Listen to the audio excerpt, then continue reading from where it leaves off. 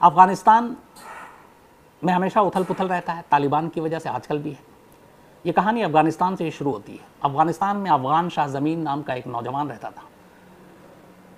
अफ़गान के हालात ठीक नहीं थे, वो पढ़ा लिखा था, सारे काम धंधे बंद थे, तो वो एक शरणार्थी के तौर पर पाकिस्तान की सरहद से जो अफ़गानिस्तान की सीमा लगती है वहाँ से वो पाकिस्तान में दाखिल हो जाता है और पाकिस्तान में ही वो बाज़ौर ज़िले में रहना शुरू कर देता है। पाकिस्तानी हुकूमत भी उस वक्त अफ़गानी शरणार्थी को अपने यहाँ जगह देती थी, तो उसमें कोई इशू था नहीं। अफ़गान शाह ज़मीन अब बाज़ौर में रहता है, छोटी मोटी नौकरी करता है। इसी दौरान उसकी मुलाकात होती है यास्मीन नाम की एक लड़की से। थोड़े दिनों में दोनों में मोहब्बत हो जाती है। इसके बाद दोनों की शादी हो जाती है घर वालों की रजामंदी से। अब दोनों बेहद खुश थे। कुछ वक्त के बाद इनकी एक बेटी होती है। इस दौरान रोज़गार की तलाश में अब अफ़गान शाह बाज़ौर से निकलकर पेशावर पहुंच जाता है। पेशावर में वो अपना छोटा मोटा काम करता है। जब जब छुट्टी मिलती वो वापस बाज़ौर अपनी बीवी और बेटी के पास आता। कुल मिलाकर इनकी ज़िंदगी बहुत ही खुशगवार गुजर रही थी। अफ़गान शाह ज़मीर का एक दोस्त था, उसका नाम था गुलिस्तान। ये भी बाज़ौर का रहने वाला था और पेशावर में काम करता था। अफ़गान शाह और गुलिस्तान दोनों बहुत ही जिगरी दोस्त थे। अफ़गान शाह जो भी कमाता था उसने बैंक में कोई अकाउंट नहीं खोल रखा था। शायद उसकी वजह बहुत सारी होगी, शरणार्थी था, पाकिस्तान बैंक में अकाउंट खोलना ना खोलना। तो वो जो सेविंग करता था वो सारे पैसे गुलिस्तान को दे देता था, क्योंकि गुलिस्तान पाकिस्तानी था और बाज़ौर में था, दोनों दोस्त थे। और वो उससे कहता था कि ये पैसे तुम जमा करो, जब मुझे ज़रूरत होगी तो मैं ले लूँगा। बेटी बड़ी होगी, स्कूल में दाखिला है, बाकी चीज़ें हैं, कल को बीमारी है, दवा है। तो धीरे धीरे अफ़गान शाह अपनी जमा पूंजी गुलिस्तान को देता रहा। वक्त बीतता गया। 2018 की तारीख आ गई, साल 2018 में अचानक जब अफ़गान शाह बाज़ौर पहुंचा तो उसने अपने दोस्त गुलिस्तान से कहा कि जो पैसे मैंने तुम्हारे पास रखवाए वो मुझे दे दो, कुछ ज़रूरत है, कुछ घर का काम है, कुछ तबीयत भी ठीक नहीं है, डॉक्टर को भी दिखाना है। तो गुलिस्तान ने कहा कि इस वक्त तो उसके पैसे हैं नहीं, लेकिन तुम अभी बीमार हो, एक काम करता हूँ मैं तुम्हें चलो दवा दे देता हूँ और तुम ठीक हो जाओगे। दोस्त था, अफ़गान शाह को कोई शक नहीं होता है। इसके बाद अफ़गान शाह को गुलिस्तान, वहाँ पे एक जगह है इनायत कली बाज़ार, वहाँ से वो 2 इंजेक्शन लाता है और कुछ दवाएं, और वहाँ से लाने के बाद बाज़ौर में ही एक नदी के किनारे दोनों की मुलाकात हो जाती है। गुलिस्तान उससे कहता मैं तुम्हारे लिए दवा ले आया हूँ, डॉक्टर से पूछ रहा हूँ, जो तुमने सिम्टम और बीमारी बताई थी वो डॉक्टर के पास उसको खुद नहीं ले गया, बल्कि वो उसके हालात डॉक्टर को बताए। उसने कहा डॉक्टर ने ये इंजेक्शन दिया और दवा दिया, तुम 2 दिन में ठीक हो जाओगे। और नदी किनारे उसने कहा कि एक काम करो, पहला इंजेक्शन तो तुम अभी ले लो। और बोला कि मुझे मालूम है इंजेक्शन कैसे देते हैं, क्योंकि उस वक्त वहाँ पे बहुत सारी ऐसी चीज़ें थी जिसमें आम लोग भी इंजेक्शन देना, और ये सारी जहाँ पे जंग जैसे या फिर तालिबान का भी पाकिस्तान में काफ़ी ज़ोर रहा। तो अफ़गान शाह को लगा कि उसका दोस्त है, कोई बात नहीं।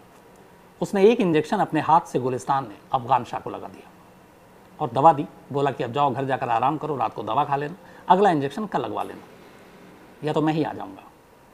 अफ़गान शाह घर पहुँच जाता है अपनी बीवी और बेटी के पास, लेकिन घर पहुँचने के अगले 1-2 घंटे के अंदर ही उसकी हालत और बिगड़ जाती है। थोड़ी देर में वो बेहोश हो जाता है। यास्मीन घबराई, कुछ पड़ोसियों की मदद से अफ़गान शाह को अपने शौहर को अस्पताल ले जाती है नज़दीक के। जब वो अस्पताल जाती है तो डॉक्टर उसको मुर्दा करार देते हैं। बात आई गई हो गई, सभी ने कहा कि वो बीमार था, इसी की वजह से शायद मौत हो गई। मौत की खबर सुनकर सभी उसके जानने वाले आते हैं, उसमें गुलिस्तान भी था। इसके बाद उसकी तदफीन की जाती है, दफना दिया जाता है। पोस्टमार्टम नहीं होता, ना डॉक्टर मौत की वजह बताता है, इसलिए कि पोस्टमार्टम हुआ नहीं। लेकिन यास्मीन को अपने तरीके से अब पता करना था कि ये मामला है क्या। अच्छा, इत्तेफाक से जिस इलाके में ये लोग रहते थे उस वक्त वहाँ कोई पुलिस स्टेशन नहीं था आसपास में, और जहाँ रिपोर्ट लिखाएं तो पुलिस के पास भी नहीं जा पाए लोग, क्योंकि अब इतनी दूर कौन जाएगा। फिर घर वालों पड़ोसियों ने कहा कि एक बीमारी से आम मौत है। लेकिन यास्मीन को ये बात हजम नहीं हुई। उसे लगा कि ये मामला गड़बड़ है और ये कत्ल है। अब यास्मीन ने एक जासूस और एक पुलिस अफसर के तौर पर खुद ही इस पूरे मामले की तफ्तीश शुरू की। वो पता लगाना चाहती थी कि उसके शौहर की मौत की असली वजह क्या है। इसके बाद उसने अपने कुछ लोगों के ज़रिए पता कराया, जो इंजेक्शन और दवाएं थी उसके बारे में जानकारी इकट्ठा की, किस डॉक्टर को दिखाया गया उससे जानकारी इकट्ठा की गई। तो बहुत सारी चीज़ें मैच नहीं की। गुलिस्तान ने जैसे बताया कि वो वहाँ से इंजेक्शन लेकर आया, उस डॉक्टर ने ये कहा था, उस नाम का कोई डॉक्टर ही नहीं था। और कोई प्रिस्क्रिप्शन मिला नहीं। अगर दवा और इंजेक्शन दी है तो प्रिस्क्रिप्शन होना चाहिए, नुस्खा होना चाहिए, वो भी नहीं था। तो ये सारी चीज़ें यास्मीन को एक मकाम पर ले गई, सोच पर, कि इसके पीछे उसके पति, उसके शौहर की मौत के पीछे कहीं ना कहीं गुलिस्तान का हाथ है। और एक सॉलिड रीज़न उसके पास ये था कि अफ़गान शाह ने शुरू से यास्मीन को सब कुछ बता रखा था। उसने कहा था कि वो सेविंग करता है, घर में चूँकि पैसा रख नहीं सकता, इलाका ठीक नहीं है, कल को कोई चोर आ जाए ले जाए लूट कर, तो इसीलिए मैं गुलिस्तान के पास पैसे रखवाता हूँ। और उसने बाकायदा सारा हिसाब किताब दे रखा था। इसी दौरान में जब गुलिस्तान से यास्मीन पूछती है कि अफ़गान शाह ने कुछ पैसे रखवाए आपके पास, कहता है वो नहीं, मैंने सब उनको दे दिए। अब यास्मीन को उससे पहले अफ़गान शाह ने बताया था कि उसके पास पैसे हैं, अब वो पैसे भी बता रहा है कि सब दे चुके हैं। यहाँ से उसका शक और यकीन में बदल जाता है। उसे लगता है, बल्कि यकीन हो जाता है, कि उसके शौहर की मौत के पीछे सिर्फ़ और सिर्फ गुलिस्तान का हाथ है। और उसने एक जहर भरा इंजेक्शन उसके शौहर को लगाया था, जिसकी वजह से मौत हो गई। क्योंकि उसकी बीमारी कोई इतनी गंभीर और सीरियस नहीं थी कि अचानक मौत हो जाए। शायद पेट दर्द और ऐसी कुछ चीज़ें थी, और वो बहुत पुरानी भी नहीं थी, बस हाल में शुरू हुआ था। तो उसे लगा कि बिना डॉक्टर को दिखाए हुए, बिना प्रिस्क्रिप्शन के, बिना कंपाउंडर के, खुद उसने इंजेक्शन लगा दिया एक, और दूसरा इंजेक्शन दे दिया कि ये अपने आप लगा लेना। हालांकि उस दूसरे इंजेक्शन में ऐसा कुछ नहीं था, वो नॉर्मल इंजेक्शन था, पेन किलर टाइप का। तो पुलिस स्टेशन भी नहीं था, रिपोर्ट भी नहीं लिखाई, अपनी तरफ से तफ्तीश की, और आखिरकार यास्मीन को ये यकीन हो गया कि अफ़गान शाह की मौत कुदरती नहीं थी, बल्कि ये कत्ल था, और कत्ल उसके अपने दोस्त ने किया था। और इस कत्ल का मोटिव और मकसद ये था कि पैसे हड़पना जो अफ़गान शाह ने अपने दोस्त के पास जमा कराए थे। जैसे ही ये सारी चीज़ें यास्मीन को दिमाग में एक यकीन के तौर पर सामने आया, वो बेचैन हो उठी। वो अपने शौहर से बहुत प्यार करती थी, अपनी बेटी से भी बहुत प्यार करती थी। उसे लगा कि वक्त से पहले उसके शौहर को उसके दोस्त ने छीन लिया, अब वो उससे बदला लेना चाहती है। कैसे ले? 6 महीने तक वो तमाम तरीके सोचने लगी कि गुलिस्तान से कैसे बदला लिया जाए। पहले सोचा कि उसे बर्बाद कर दे फाइनेंशियली, फिर सोचा कि उसके घर पे डाका डलवा दे, सारे पैसे हड़प ले ताकि वो सड़क पर आ जाए। लेकिन खुद ही वो आइडिया बनाती और खुद ही उस आइडिया को ड्रॉप कर देती, और किसी नतीजे पर नहीं पहुंची। धीरे धीरे वक्त बीतता रहा। अगले 6 महीने उसने और भी कई तरीके से सोचा, वो भी काम नहीं आया। इसी दौरान एक दिन अचानक उसे एक आइडिया आया। उसने कहा कि वो गुलिस्तान से शादी करेगी। अच्छा, अब तक इसको विधवा हुए वे करीब 1.5 साल हो चुके थे यास्मीन को। यास्मीन की एक बेटी थी, लेकिन उधर दिक्कत ये थी कि गुलिस्तान भी शादीशुदा था और उसका एक बेटा था। अब ऐसे में वो दूसरी शादी कैसे करे? यास्मीन ने किसी तरह से कुछ पैगाम, मैसेज भिजवाया गुलिस्तान तक कि तुम्हारा दोस्त था अफ़गान शाह, और अब मैं अकेली हूँ, बेवा हूँ, ज़िंदगी पूरी सामने पड़ी है, एक बेटी है, तो अगर तुम मुझसे शादी कर लो तो मेरी बेटी का भी जो मुस्तकबिल है, भविष्य है, वो महफूज रहेगा। लेकिन गुलिस्तान तैयार नहीं हुआ। उसने कहा कि देखो, मैंने कभी तुम्हें इस नज़र से देखा नहीं, और दूसरी बात ये कि मेरी ऑलरेडी एक बेटा है और बीवी है। तो ये बात चलती रही, मैसेज भिजवाती रही यास्मीन, गुलिस्तान इनकार करता रहा। धीरे धीरे वक्त और बीतता गया। अब 2021 आ गया, लगभग 2.5 साल हो गए अफ़गान शाह की मौत को। यास्मीन बेचैन थी कि कैसे बदला लें, मौका मिल नहीं रहा है और शादी से भी इनकार कर रहा है। फिर यास्मीन ने एक चाल चली। उसने अफ़गान शाह से एक दिन मिलने का फ़ैसला किया गुलिस्तान से, और गुलिस्तान से कहा कि उसके पास काफ़ी पैसे हैं और मैं चाहती हूँ कि तुम एक अच्छी कार ख़रीदो, एक अच्छा घर हो, तुम्हारी ज़िंदगी अच्छा हो, तुम्हारे बेटे की भी ज़िंदगी अच्छी हो, और तुम लोगों की भी मदद करते हो, तो ये सारी चीज़ें होंगी। तो ये पैसे हैं, मैं चाहती हूँ तुम्हें एक कार दूँ, लेकिन उसके लिए ज़रूरी है कि तुम मुझे एक आसरा दो और मुझसे शादी करो। गुलिस्तान लालच में पड़ जाता है। उसे लगता है कि चलो इतने पैसे आ रहे हैं, गाड़ी भी मिल रही है, अब जाकर वो शादी के लिए तैयार हो जाता है। इसके बाद करीब 6 महीने पहले यास्मीन और गुलिस्तान की शादी हो जाती है। अब लेकिन चूँकि वो ऑलरेडी शादीशुदा था, पहली बीवी नाराज़ हो जाती है, इसलिए दोनों, गुलिस्तान अपना घर छोड़कर एक किसी दूसरे रिश्तेदार के घर पे चला जाता है यास्मीन के साथ रहने के लिए। फिर थोड़े दिन के बाद तीसरे रिश्तेदार के साथ। अब यास्मीन को इधर मौका नहीं मिल रहा है, क्योंकि लगातार दूसरों के घरों में वो लोग रह रहे हैं। अब इसमें 6 महीना बीत जाता है और लगभग जुलाई का महीना आ जाता है। अभी लास्ट वीक जुलाई के शुरू में यास्मीन कहती है गुलिस्तान से कि कब तक हम अपने रिश्तेदारों के घरों में रहेंगे और कब तक इधर से उधर भटकेंगे, उससे अच्छा एक काम करते हैं, एक घर किराए पे ले लेते हैं और वहाँ रहते हैं, पैसे तो है ही हैं। इसके बाद वो लालच भी देती है कि मेरे पास भी पैसे हैं। फिर उसी इनायत कली बाज़ार में जहाँ पे ये पहले रहती थी और जहाँ दम तोड़ा था उसके शौहर ने, उसी इलाके में वो गुलिस्तान को अपने साथ ले जाती है और एक घर 3000 रुपये पर मंथ किराए पे ले लेती है। अब गुलिस्तान और यास्मीन और उसकी बेटी ये एक घर में किराए के साथ रह रहे हैं। पहली बार यास्मीन को अब मौका मिला कि इस घर में कोई और नहीं है, कोई रिश्तेदार नहीं है, बस यही 3 लोग हैं। लेकिन पहला चरण पूरा हो चुका साजिश का। अब ये था कि मारें कैसे, क्योंकि गला दबाकर मारना अकेले बस की बात नहीं थी।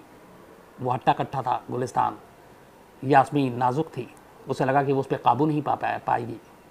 तो क्या करें, जहर खरीदेंगे तो शक हो जाएगा लोगों को या पकड़ी जाएगी।